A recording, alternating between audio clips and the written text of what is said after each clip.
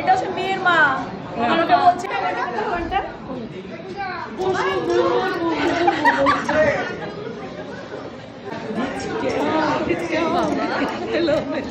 Suma simple ছিল, এখন হয়ে গেছে অনেক মোটা, আমি হয়ে গেছি রোগা।